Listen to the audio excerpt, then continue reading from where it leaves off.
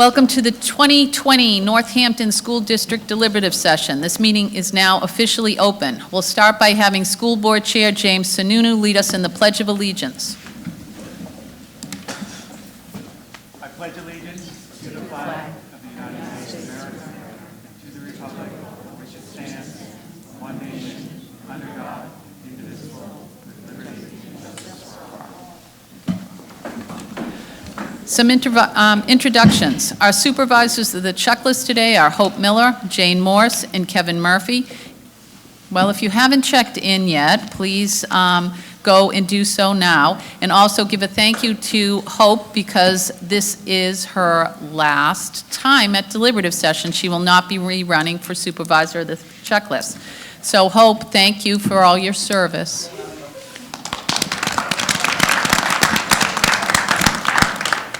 School District Clerk is Sue Buchanan. School Board members James Sununu, Greg Duffy, and Erin Stanton are here tonight. Also, James last time, so thank you to James also.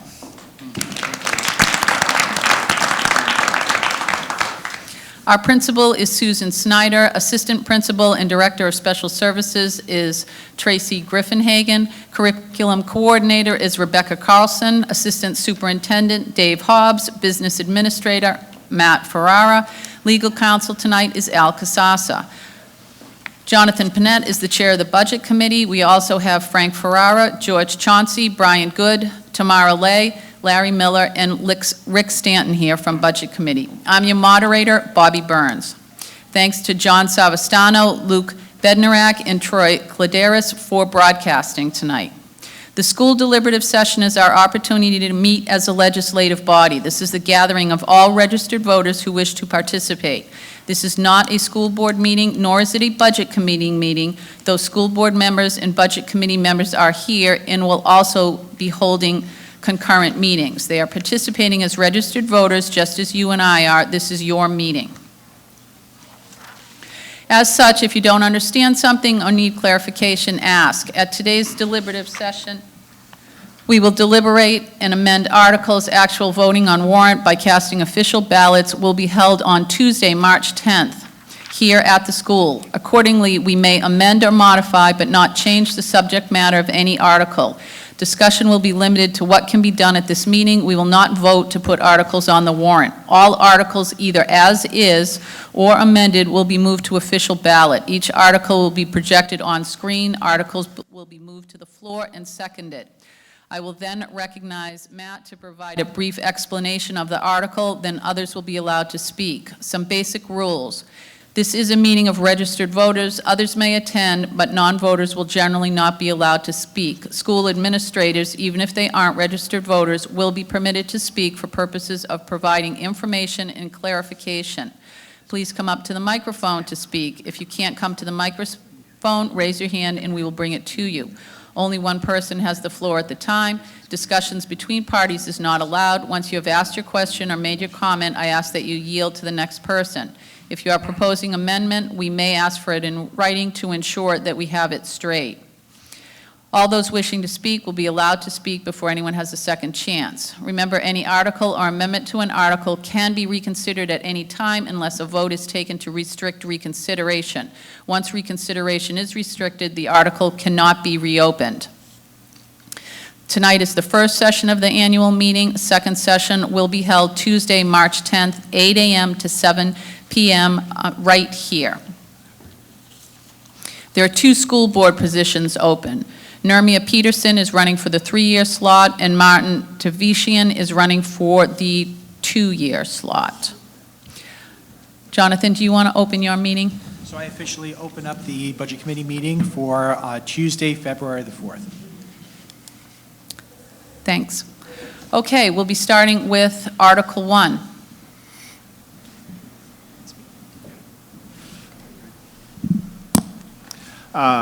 Madam Moderator, I move to place the Article 1 as read on the floor for discussion.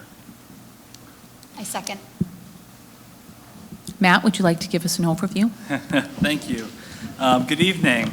I'm Matt Ferrer, Business Administrator for SAU 21, and I will be addressing the operating budget this evening.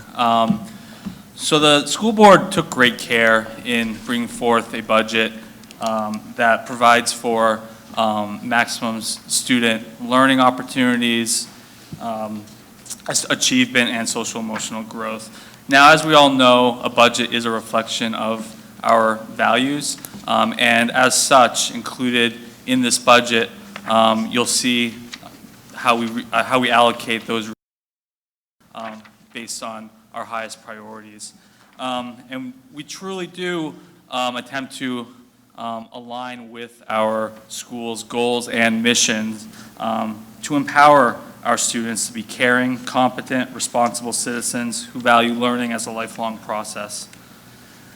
Now, when creating this budget, we took a look at our budget goals as identified by the school improvement plan. So we have 4 main objectives, which are to promote long-term development of high-quality curriculum and highly effective instructional and assessment practices at all grade levels. We intend to support a multi-tiered system of support for students that enables us to provide both challenge and intervention for advanced and struggling students. Our goal is to support the enhancement of school culture and climate, and we also are looking to identify additional resources and staff to enable us to meet these goals. In addition, when we look at these primary goals, we have initial priorities, which include maintaining stable staffing pattern for classrooms and with adjustments for enrollment. We're looking to shift staffing to support MTSS in grades K through 5 by adding a 1 full-time equivalent math specialist and change in interventionist responsibilities, so that position may become a 1.0 literacy specialist.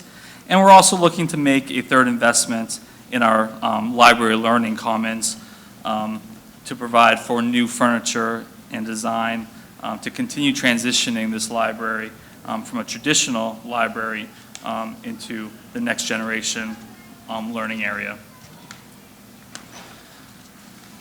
So when we look at creating a budget, enrollment is always top of mind. As you know, we have seen some declining enrollment at Northampton. So when we're putting together a budget, we need to look both at our short-term and long-term enrollment numbers to determine how we budget accordingly. We did contract with New England School Development Council 2 years ago to provide us with enrollment projections. I will note that this coming year with the SAU is budgeted for an additional enrollment projections to be conducted by an outside contractor. But as of now, we are looking at, over the next 3 years, a flat to maybe a slight increase based on those original projections by NESDEC. So overall, the Northampton proposed operating budget is $9,299,228. This reflects an increase of 0.23% or $21,229. I think this really is a testament to the school board taking a real close look at this budget, prioritizing what's important to provide for the educational opportunities for our students and maintain that high level of service, but also being fiscally responsible to the community and our Northampton taxpayers. I'll also note and thank the Budget Committee for their careful review. They spent many hours looking over this budget, asked a lot of questions and looked at it in depth to bring forth this final budget that we're presenting to the community. So as we go into the details, I will note that there are cost of living adjustments that are embedded in the operating budget. Then there's 3 classifications of employees that are included. The first of which are our teachers. They fall under a collective bargaining agreement, and which calls for a 2.75% cost of living adjustment. Additionally, we have our invaluable paraprofessional employees. These are our CESPA educational associates. Any cost of living adjustment for them are included in a warrant article that we will address.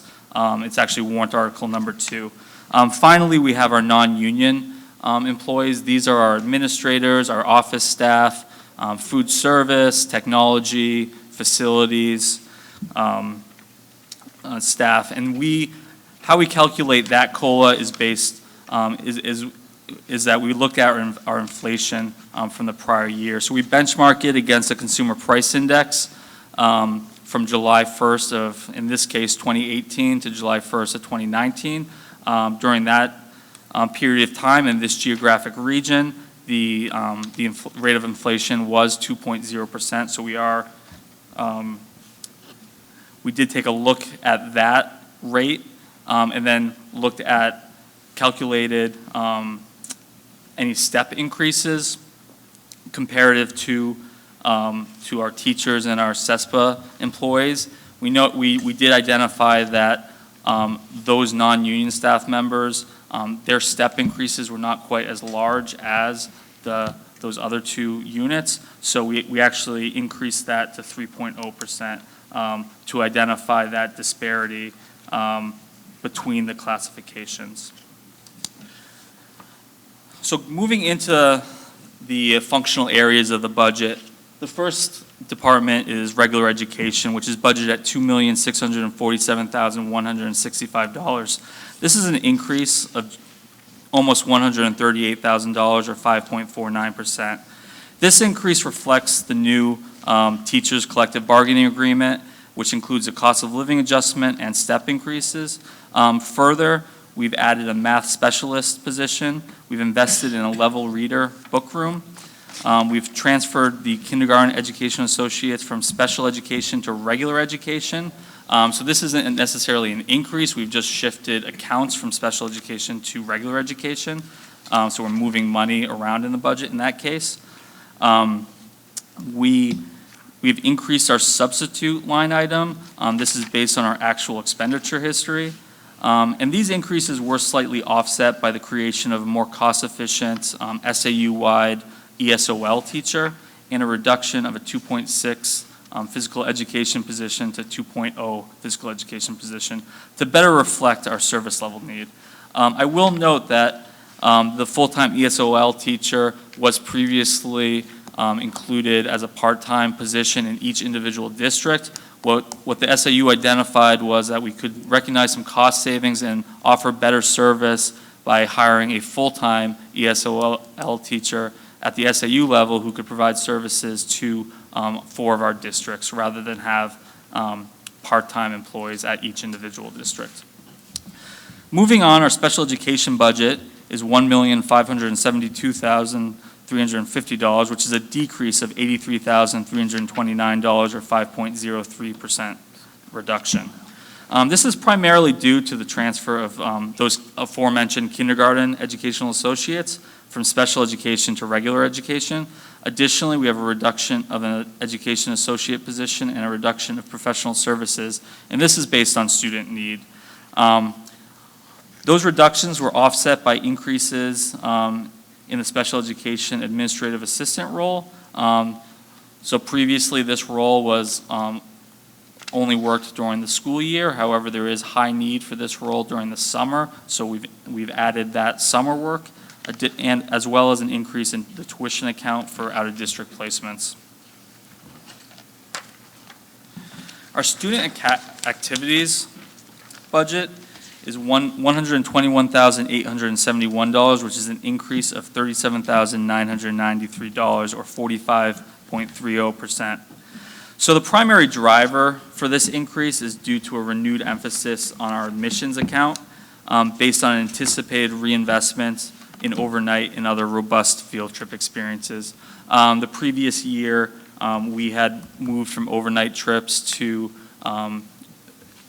day trips. So that had reduced the budget, and now we have a really, great group of teachers who expressed to us that they wanted to, expressed to the board and to the administration that they wanted to restart those overnight trips. So we really appreciate that from the teachers. Our guidance budget is $85,374, which is an increase of $2,285 or 2.75%. So this slight increase reflects the collective bargaining agreements, cost of living adjustment. Similarly, our health budget is $69,648, which is an increase of $3,249, or 4.89%. And again, this reflects the collective bargaining agreement, cost of living adjustment, as well as a step increase. Moving on to speech services, we have budgeted $106,862, which is an increase of $2,586, or 2.48%. And again, this reflects the collective bargaining agreement, cost of living adjustment. Our improvement of instruction budget is $131,185. This is an increase of $3,493, or 2.74%. And reflects an increase in course reimbursement based on actual expenditure history and staff salary cost of living adjustment, which was offset by a reduction in the testing account based on a decrease in budgeted assessment cost. You'll note that throughout this presentation, I'll mention based on actual expenditure history in numerous occasions. So there are certain accounts where we have initiatives, or we want to invest in great new programming. But then there are some accounts that are discretionary, where we look at previous history, either a 3-year average or the prior year, and then we adjust that account accordingly. So either that oftentimes, if we're not spending it, we'll reduce it. However, if we're overspending, then we'll increase it accordingly. Our educational media account is budgeted at $126,145, which is a decrease of $1,149, or a reduction of 0.9%. And this reflects a reduction in equipment based on actual expenditure history and an adjustment of workdays for an educational associate, offset slightly by a staff cost of living adjustment. Our technology account is budgeted at $300,083, which is an increase of $82, or 0.03%. So this account does align with our school board approved technology plan. The technology budget reflects effectively no change from the prior year. However, there were adjustments on individual line items within this budget. This includes a reduction in our technology equipment and software. There was a transfer from software to software licensing account.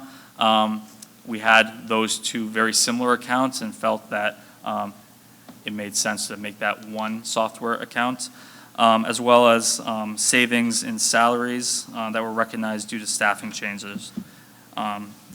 This was offset by an increase in software licensing. Our Board of Education budget is $42,632, or an increase of $5,625, or 15.2%. And this is due to an adjustment in our legal account based on actual expenditure history. I'd mentioned SAU services earlier, and our budget is $295,826. This reflects the central office, so the Office of the Superintendent, fiscal services. This is a decrease of $13,148, or 4.26%. We had brought forth essentially a level funded budget for this year. However, when calculating the formula on how to appropriate the funds by district, that is calculated via property valuation and enrollment. So we did see some other districts see an increase in enrollment, which actually caused a decrease in the cost to North Hampton.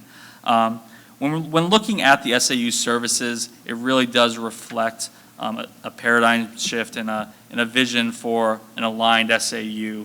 Previously, the SAU had kind of operated in individualized, separate districts, and we're really working hard to create a single SAU that works together to implement an effective competency-based education program for all of our students, aligned curriculum,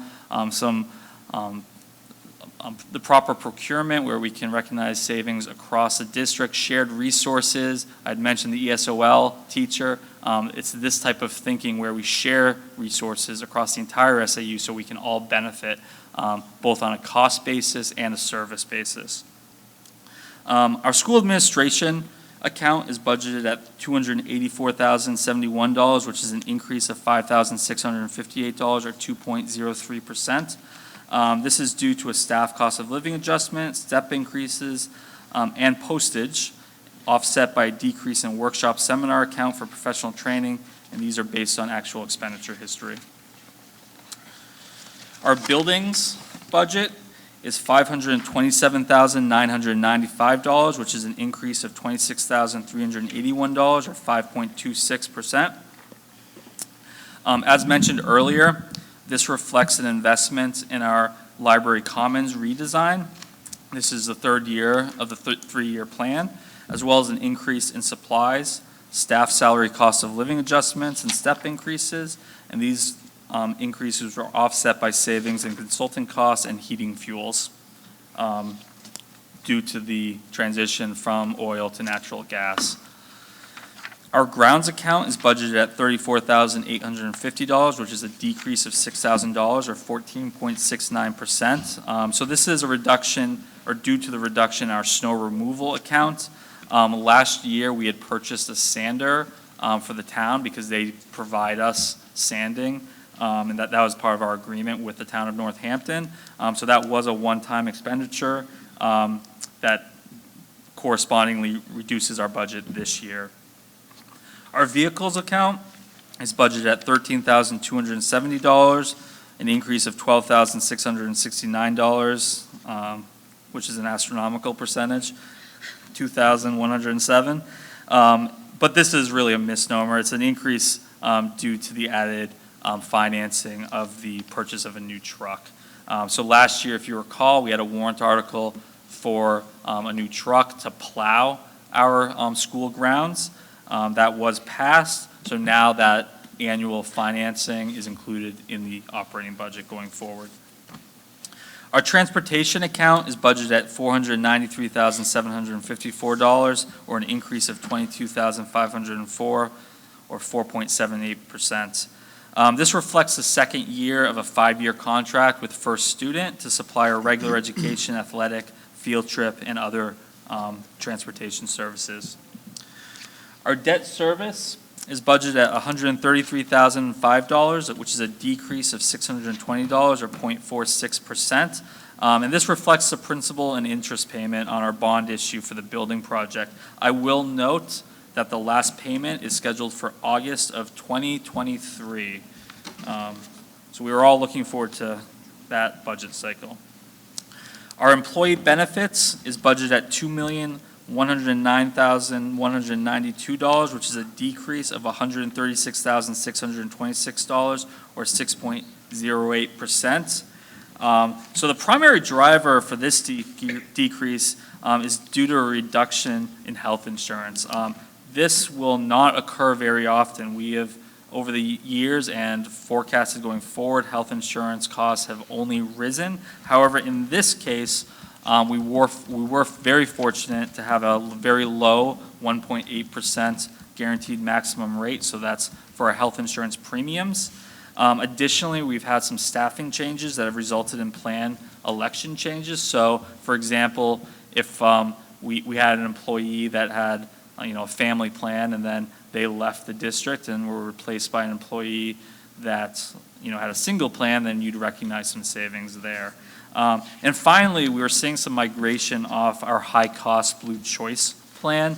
That was part of our collective bargaining agreement that was passed last year. We had bargained with the teachers union to remove that plan for both the employee and the district's benefit. We anticipate not only the reduction in premium costs, but we do hope that it also drives consumer-driven behavior by our employees to shop around for health insurance so that we can recognize some savings long-term as we move forward. Additionally, I will note that due to the fact that the teachers union removed the Blue Choice plan, we were also removing that plan from our non-union staff as well. Moving on, Our interfund transfer is budgeted at $18,000. This is an increase of $2,000 or 12.5%. So the interfund transfer reflects a transfer from the general fund into the school nutrition fund, should there be a deficit. So we have these two funds that operate separately, at least from an accounting standpoint, and should the school nutrition account run a deficit, we are required by law to cover that deficit via the general fund. So historically, there is a deficit in our school nutrition program, so we do budget for that transfer. Similarly, our actual food service account is budgeted at $185,950, which is a decrease of $239 or 0.13%. Matt, I don't mean to interrupt you, but the screen is not reflecting your slide. Can we My go forward one? apologies. Thank you. I knew I was going to do that at some point. So this reduction reflects salaries based on a restructure of the department, as well as, this was offset by an increase in food supplies and equipment. So that brings us to the default budget. The default budget is $9,077,751. I will note that this is $221,477 less than the proposed operating budget of $9,299,228. The default budget is calculated, is based on the prior year's budget and then increased or decreased based on debt service, contracts, or other obligations that are mandated by law. I will note that there is a copy of the default budget as well as the reasons for differentials in the handout that is included at the front table. Also, due to this fairly large discrepancy between the default budget and the operating budget, I cannot stress the importance of passing the operating budget, because when we're talking about $200,000+, we really, as mentioned before, we really brought forth a lean budget. We're not going to find that in our supplies and equipment accounts if we have to cut $221,000. That is likely staffing changes or staffing reductions. So I just want to make certain that everyone is aware of that when they are voting. And that brings us to the end. Thank you. Okay. Any comments or questions on the budget? Okay. Article 1 will be placed on the official ballot as written. I move to restrict reconsideration of Article 1. I second. All those in favor? Anyone opposed? Okay. Reconsideration has been restricted on Article 1. Let's move on to Article 2. Madam Moderator, I move to place Article 2 as presented on the floor for discussion. I'll second. Matt? Thank you. So warrant Article 2 is the collective bargaining agreement for the Seacoast Educational Support Personnel Association. So this reflects our educational associates, our paraprofessionals who work in our schools. These are employees that are on the front lines working with our teachers side by side, not only with our special education students, but they're in our regular education, working with our regular education students as well. They really are a second hand in providing that opportunity for our teachers to offer more personalized, individualized learning opportunities.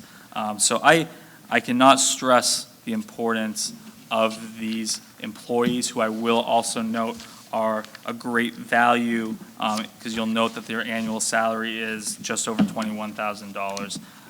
So they absolutely deserve any sort of increase that's embedded in this warrant article. Additionally, as part of this CBA, we're not only addressing compensation, but we are also addressing some contractual language that will help us better manage our employees. And finally, we're addressing health insurance. Health insurance has been top of mind for these employees, and was really our primary objective when looking at structuring a collective bargaining agreement. So I'll go into that a little bit later, but health insurance is an item that we have not historically offered these employees. So per the CBA, any employee who works 35 hours or more is provided benefits and health insurance.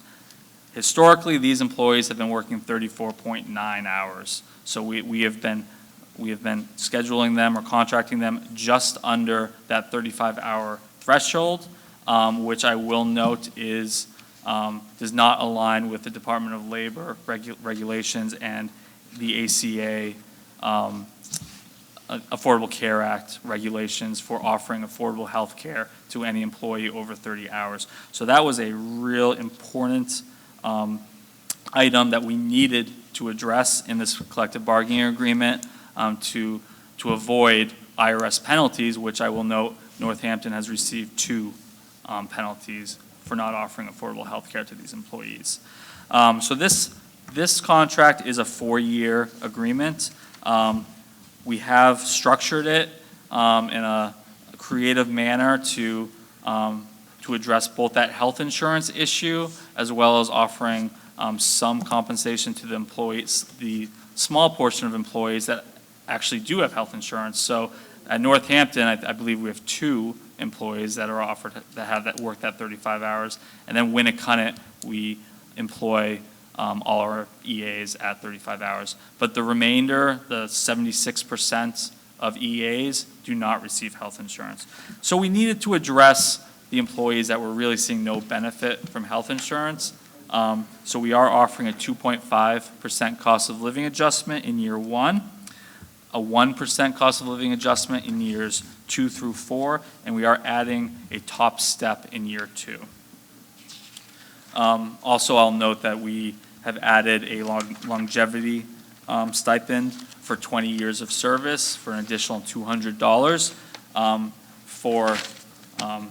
for those employees that were lucky enough to retain for that long.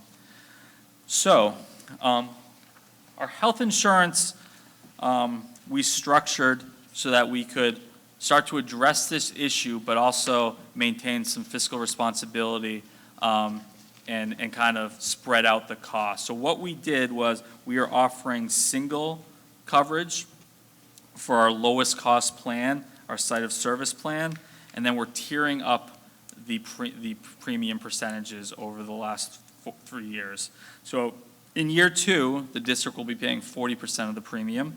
In year 3, the district will be paying 60% of the premium. And then year 4, which is what we eventually are looking to get to, which is an appropriate percentage, the district will be paying 80% of the healthcare premiums for our educational associates. I will note that those employees that had previously received benefits will be grandfathered in under the old plan. This is incredibly important. Health insurance is incredibly important, not only because of those IRS penalties that I cited, but also because we're seeing significant costs by losing employees. So it's the #1 reason that employees cite for leaving the district, and we've also seen that it's a primary reason that we are unable to hire employees. So we hope to better attract and retain these really important employees. We're seeing a 25% turnover rate on an annual basis, and this not only costs us from a monetary standpoint, but it also costs us from a quality of service standpoint, which is less easy to define. However, you have to understand that many of these employees are working with an extremely vulnerable population in our special education students who really, in some cases, may need consistency. So by seeing that large turnover, we're really affecting what we provide for those students. Also, the quality of employees suffers when this is such a low low compensated position with no benefits. So we hope that this plan will help us address these issues and get our foot in the door to hopefully offer more robust health insurance in future years. So I had mentioned language adjustments to the contract, and I just want to briefly mention that as part of this agreement, we did want to include some language that would help the administration and our building leadership better lead our these employees. So we are assigning a 30-minute work period per week for all CESPA employees. This will allow them to complete necessary paperwork such as Medicaid reimbursements, attend any relevant meetings, or do any other types of activities as assigned by the supervisor. Due to the fact that we have them come in at 34.9 hours per week, they have very limited time. So they essentially come in the door and have their duties. What we're trying to do is provide some opportunities for them to be part of the staff and part of the team. Similarly, we are requiring these employees to attend a monthly staff or department meeting after school at their normal rate of pay. One other issue that we identified was sick and personal leave. So across the entire SAU, we do have a culture of use it or lose it when it comes to sick and personal leave. So, we're trying, I can't emphasize the importance of our teachers, our paraprofessionals, our many other staff members to be in the classroom and to be on site with our students. That is the number one priority. Our paraprofessionals and our teachers can really, they're really, the lifeblood of a school. So we want them here. So we have included some language in the contract to incent these employees to not utilize sick and personal leave. This includes abuse language. It includes a cap on the number of people that can take personal days per day in May and June.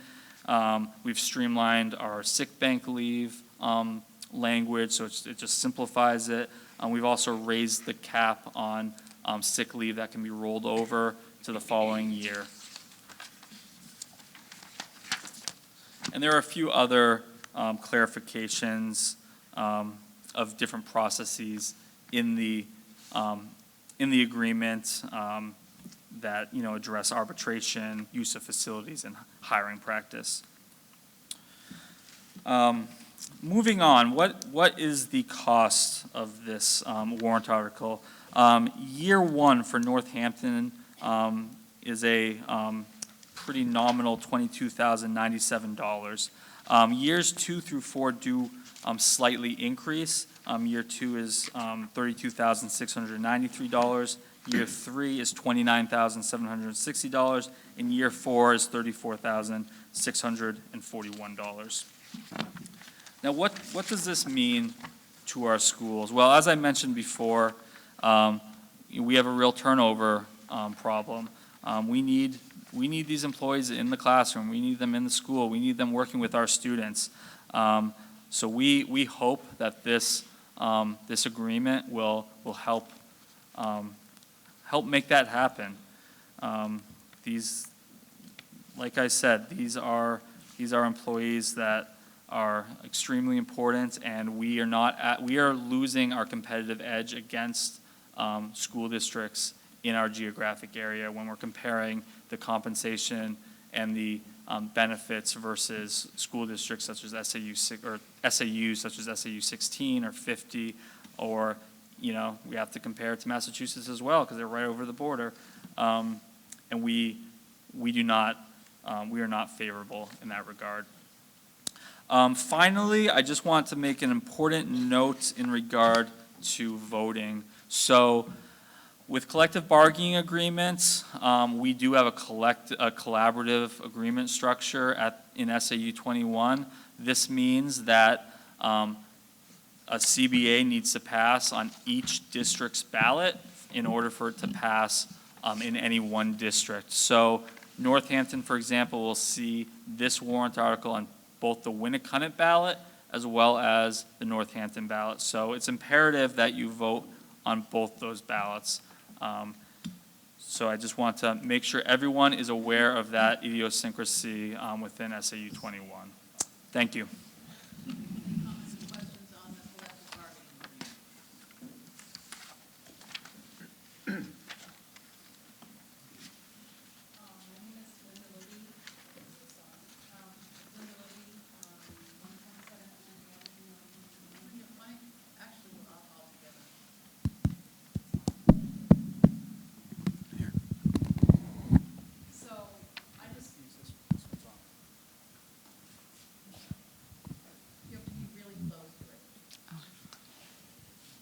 I wanted to add a few words or comments to Matt's great presentation here. I'm the president of the paraprofessional union, the CESPA. I have worked at, this is my 16th year at Winnicott High School, working as a paraprofessional. I went into this profession not for the money. I went into this profession because I have a daughter that has special needs, and I'm happy to report she's doing amazing now at age 25. She's now a medical assistant. But we do this job because we care deeply about the success of the students in the classroom. We are the right-hand person to the teacher. Our goal is to have the students improve to the best of their ability, and we actually are there for all of the students, not just the students that are identified. I can tell you that year after year after year in SAU 21, the #1 concern has been health insurance, because as Matt said, nearly 80% of our paraprofessionals are not offered health insurance because they work 6 minutes shy per day of the threshold to receive health insurance. So that has been an ongoing concern, and as a result of that, we have had, as Matt said, somewhere near 25% turnover per year, and a big problem is every time those positions are posted, they are open for months and months and months, and Tracy Griffinhagen, our special ed director over here, can testify to that, and that is really concerning, because that means that the students are not, being supported in the manner that they should be supported.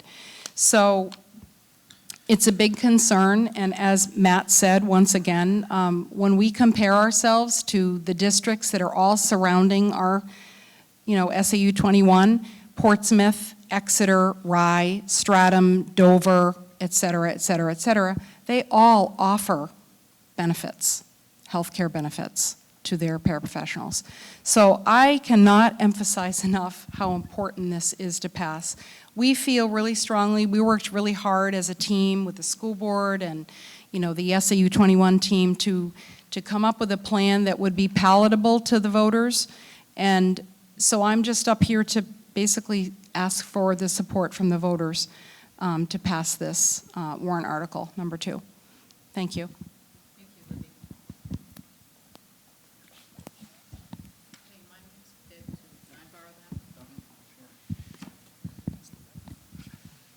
Sorry. Down to one mic. Okay, any other comments or questions? Article 2 will move to the ballot as written. I'll move to restrict reconsideration of Article 2. I'll second. All those in favor? Anyone opposed? Okay, motion passes.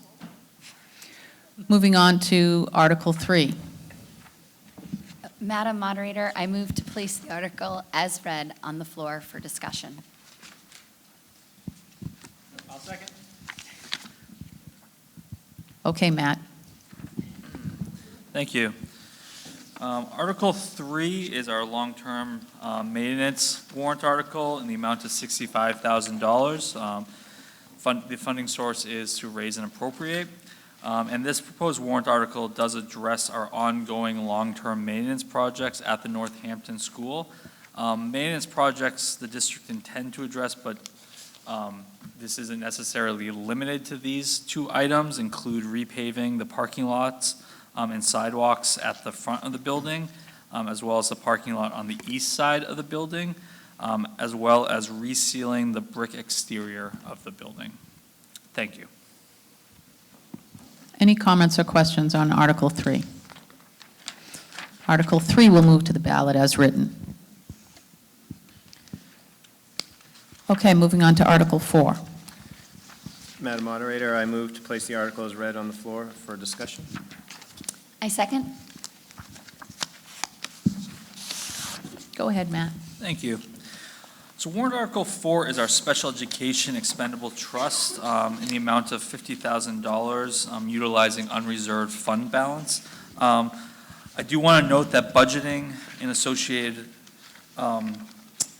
costs for special education continues to present fiscal challenges to the district. The Special Education Expendable Trust was initially established for the purpose of funding unanticipated special education costs. As such, it is extremely beneficial to replenish the Special Education Expendable Trust to safeguard and mitigate future unexpected costs. I will note that funding for the Special Education Trust does come from potential available year-end fund balance and is not raised via additional taxation.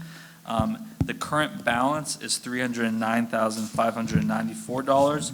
And I will also note that we've raised the target level to $400,000. This was previously $300,000 to better reflect escalation of costs. Initially, we had, when this target was determined, it was based on a worst case out-of-district placements at the time. However, at current rates, $400,000 is more appropriate. At Winnicott, for example, we have 2 students who were placed out of district at $450,000 and $475,000. Thank you. Okay, any comments or questions on Article 4? Article 4 will move to the budget as written. That leaves us, are there any other comments or questions in general this evening? Okay, that concludes everything for tonight. Can we have a motion to adjourn? Motion to adjourn. Aaron, can you second? Second. All those in favor? Anyone opposed? Okay, motion passes. Thank you very much for coming tonight. And Matt, special thank you to you. Remember, the presidential primary will be next week. That will be here on Tuesday, February 11th from 8 a.m. to 7 p.m. And then voting on these articles will be on March 10th, also 8 a.m. to 7 p.m. Thank you again. Have a lovely evening. Just to let everyone know in the audience, we are going to be conducting a really quick budget committee meeting. We're going to recess. Any further business? No? The first thing on the agenda All those in favor? would be the meeting minutes for the January the 21st. So do we have a motion? Okay, so we have a motion by Mr. Rick Stan. Do we have a second? Second by Tamara. Discussion regarding the meeting minutes? No discussion? All in favor of accepting the meeting minutes for January the 21st, please raise your hand. All right, so the next thing that we have here would be, how does the board feel about revoting on Article number 26 for Centennial Hall? We'll see you in Southampton.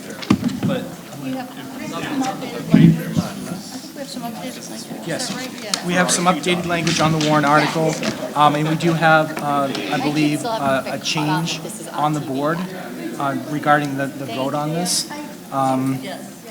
We have James here.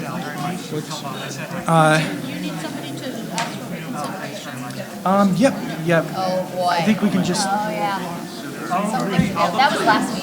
all right, so we have a motion to reconsider the Article number 26 for the Centennial Hall. Do we have a second? That's good. Yeah, I was just waiting for there to be silence so we can hear what. All right, so we have a motion to reconsider by Mr. Rick Stanton. Do we have a second by Tamara? Discussion on the Centennial Hall warrant article as amended. Yeah. Wash, I know. The way it reads is the proposed amendment, Article 26, changes below in bold. Upon petition of at least 25 registered voters, shall the town continue to support the renovation of the historic Centennial Hall as a community center for the benefit of residents of Northampton by raising and appropriating through taxation the sum of $75,000 to help pay for the fire suppression system and supplement the grant received from the New Hampshire Land and Community Heritage Investment Program, the LCHIP. Northampton Centennial Hall is a tax-exempt 501c3 organization, and such funds should be consistent with the LCHIP approved uses for renovation. This request is for half the cost of the fire suppression system, the other half being raised through matching support from individuals, corporations, and foundations. A memorandum of the understanding is being developed to ensure continuance of public good by providing the town free access for targeted events. So the purpose is to make it clear that it's taxation. That is correct. So we have a motion for reconsideration. We have a second. So we're in discussion. All right, so all in favor of Article number 26? No, you got to do the reconsideration first. All right, so reconsideration. So all in favor of the reconsideration, please raise your hand. So we have everyone, all right? Now we need a motion for approval of Article number 26. I move to recommend Article 26, support Centennial Hall. Okay, so we have a motion and we have a second. Discussion? Yes. Yeah, could you just clarify at least what's the change in the article? It adds the fact that it's for half the suppression system. Yep. And the other half will come from donations and matching funds. Okay. And that there will be a memorandum of understanding between the town and Centennial Hall for free use of the hall at selected events. Okay. All right, thank you. Okay, any further discussion? All in favor of Article number 26, please raise your hand. So we have unanimous? No. Opposed. And one opposed. Okay? 7-1. All right, any other further business regarding the, Move to adjourn. I'd like to make the motion to reconsider Article 9. I have a motion to adjourn on the floor. okay, do we have a second? We have a second? Let's let this man talk. Rick? Yes. We have a motion on the floor with a second. No second. Yeah. I second that. Yeah, second. Okay, so all in favor of adjourning, please raise your hand. 4 opposed? 4? Sales. Fails. All right, so go ahead, Rick. Go get it, Rick. All right, I had several questions after were asked of me by some friends and whatnot about Article 9. And in our rush to judgment, which I think was a good one, but there's some questions that were left unanswered. And I wrote to Susan Leonardi and asked the questions, and she agreed to come this evening and be able to answer the questions. And the primary questions are basically 3 or 4. 1, what will be the total size? Because it was not clear in the warrant article what the size was. And as I mentioned to Susan, there was a time when the library had proposed a 14,000 square foot library on the homestead property. So I was a little concerned that it should be bounded at least by size. The second thing was I attended most of the workshops that the select board had, and it was very important that we have a meeting room for 100 people.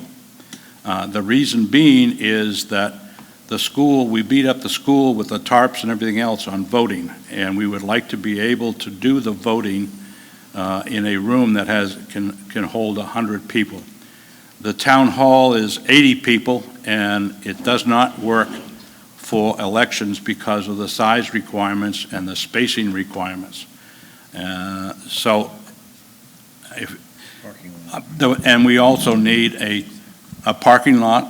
We assume that because there was a new design that there would be, but we need a parking lot with 30 spaces minimum.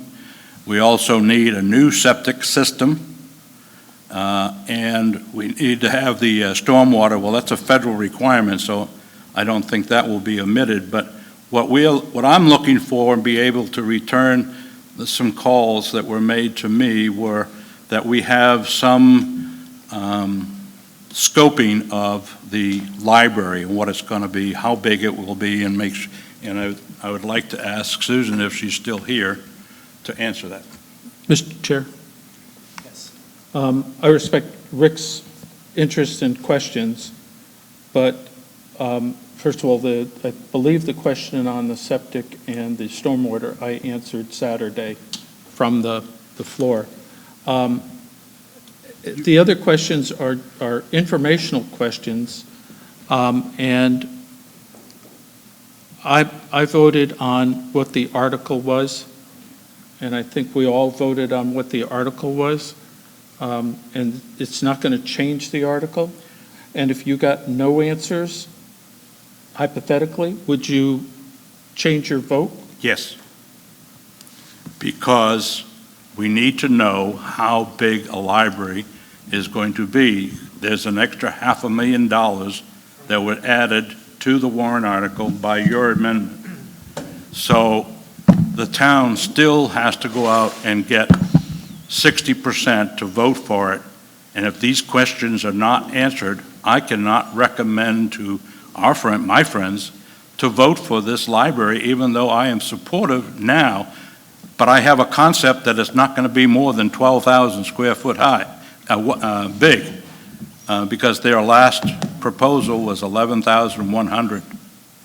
I want to make sure that they have a place that the town wanted for voting, 100-person seating, and make sure that they have a separate septic system.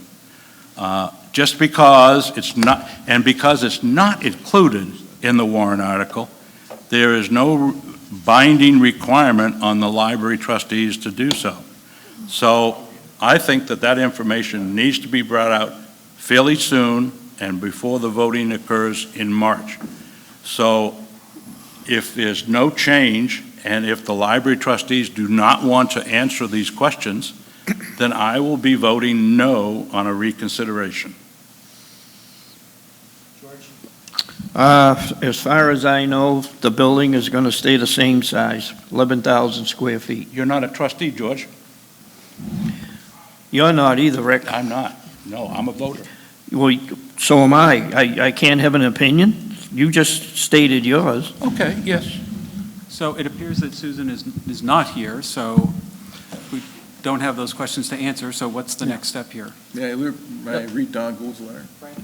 Thank you.